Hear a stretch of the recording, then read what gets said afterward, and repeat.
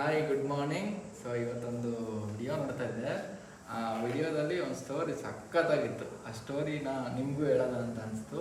So ಅದಕ್ಕೋಸ್ಕರ ಅದನ್ನು ಹೇಳೋಣ ಅಂತ. ಓಕೆ. ಸೊ ಒಂದೂರಲ್ಲಿ ಒಬ್ಬ ಶಿಷ್ಯ ಇರ್ತಾನಂತ.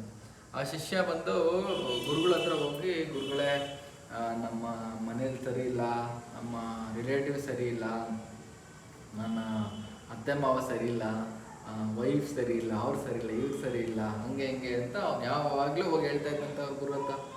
ಸೊ ಗುರುಗಳ ಹತ್ರ ಹೇಳ್ಬೇಕಾದ್ರೆ ಹಿಂಗೆ ಹೇಳಿ ಹೇಳಿ ಅವ್ರ ಗುರುಗಳು ಎಷ್ಟು ಅಂತ ಕೇಳಿಸ್ಕೊತಾರೆ.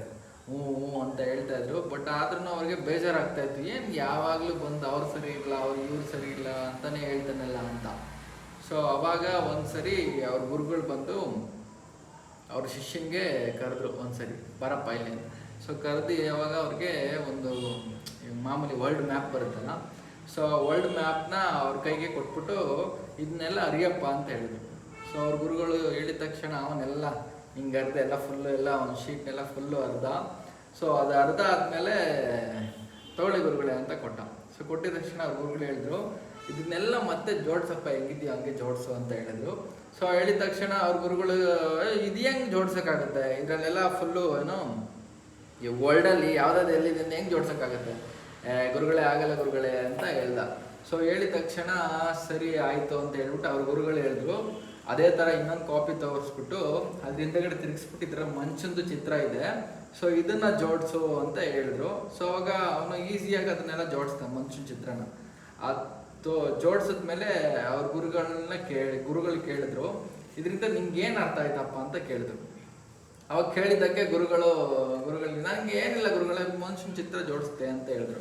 ಸೊ ಅವಾಗ ಅವ್ರ ಗುರುಗಳು ಹೇಳಿದ್ದು, ಅಂದರೆ ಅವ್ರು ಸರಿ ಇಲ್ಲ, ಇವ್ರು ಸರಿ ಇಲ್ಲ, ಇವ್ರು ಸರಿ ಇಲ್ಲ ಅಂತ ಎಲ್ಲ ಹೇಳ್ತಾ ಇರ್ತೀವಲ್ಲ ಲೈಫಲ್ಲಿ. ಬಟ್ ಆದರೆ ತುಂಬ ಇಂಪಾರ್ಟೆಂಟು, ನನ್ನನ್ನು ನಾನು ಸರಿ ಮಾಡಿಕೊಂಡ್ರೆ ಸೊ ಎಲ್ಲ ಚೆನ್ನಾಗೇ ಕಾಣುತ್ತೆ. ಫ್ಯಾಮಿಲಿನೂ ಚೆನ್ನಾಗಿ ಕಾಣುತ್ತೆ, ರಿಲೇಟಿವ್ಸು ಚೆನ್ನಾಗಿ ಕಾಣುತ್ತೆ, ಅಪ್ಪ ಅಮ್ಮನೂ ಚೆನ್ನಾಗಿ ಕಾಣ್ತಾರೆ, ಮತ್ತು ಹೆಂಡತಿನೂ ಚೆನ್ನಾಗಿ ಕಾಣ್ತಾರೆ, ಗಂಡನೂ ಚೆನ್ನಾಗಿ ಕಾಣ್ತಾರೆ, ಮಕ್ಕಳೂ ಚೆನ್ನಾಗಿ ಕಾಣ್ತಾರೆ.